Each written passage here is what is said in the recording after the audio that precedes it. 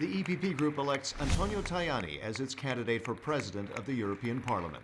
MEPs approve an emergency break on visas, a step toward granting visa-free travel to Georgia and Ukraine.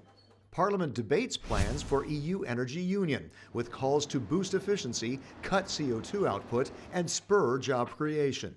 And a plan to make Europe's railways more efficient and better for the passenger. Europeans are demanding it.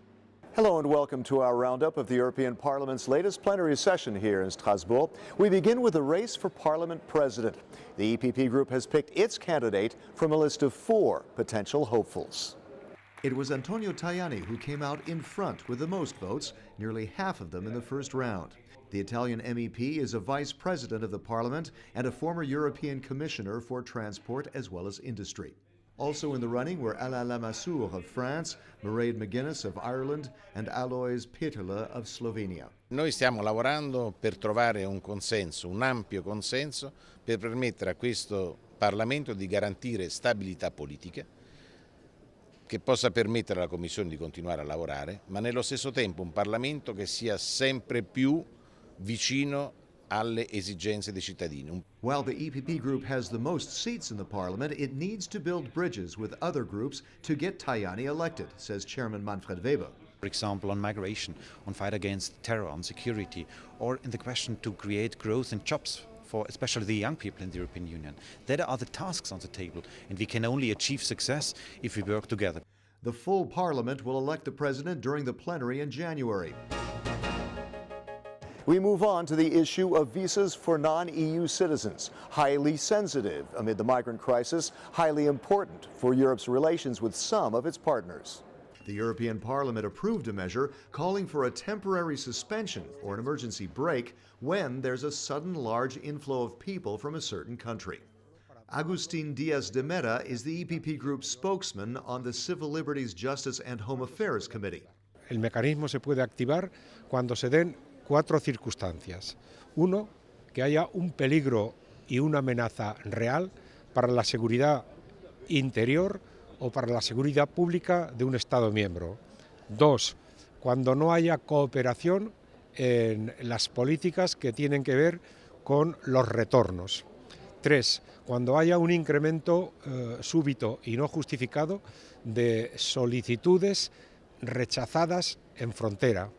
Y 4, cuando haya un incremento no justificado de peticiones de solicitantes de asilo. So why such legislation now? There's linkage with developing closer ties with Georgia and Ukraine. Both have signed an association agreement with the EU that includes aid, trade, and may include visa-free travel if requirements are met. Maria Gabriel is the EPP Group's spokeswoman on the issue. Les citoyens georgiens et ukrainiens attendent un signal très concret de nous, parce que c'est ça les visas, c'est des bénéfices concrets pour la mobilité, pour nos relations économiques, culturelles et politiques.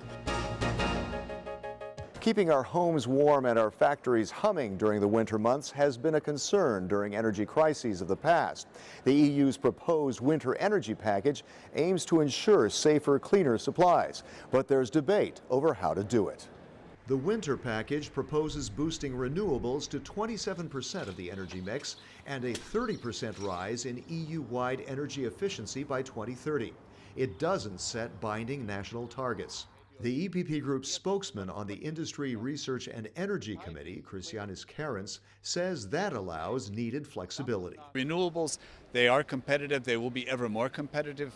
We've taken care of that. Now we have to make sure that there's competition between companies across state borders in real markets to get the prices down to consumers and business to make us more competitive. The Commission's proposal for a so-called eco-design of consumer products got support from Peter Liese. He's the EPP Group spokesman on the Environment, Public Health and Food Safety Committee. When we have technology that can be implemented that saves a lot of energy and doesn't create any problem with the consumers, the products are more efficient but not worse than even better than the existing products, then we should do it. As with energy, railroads are a sector where efficiency can fall far short. The European Parliament has approved legislation that would require more competition in the sector. It's aimed at getting railroads to run better and more comfortably. It's a 70 billion euro industry directly employing more than 500,000 people in Europe. But its prices have risen more than 40% in a decade. Wim van de Kamp is the EPP Group spokesman on the Transport Committee. And with this competition, we want to have a market opening, a better market opening. And after better market opening, the quality for the passengers is increasing. That's all for now from the final Strasbourg session of 2016. Find out more about the activities of the largest political force in Parliament by checking eppgroup.eu. From all of us here at EPP TV, happy holidays and thanks for watching.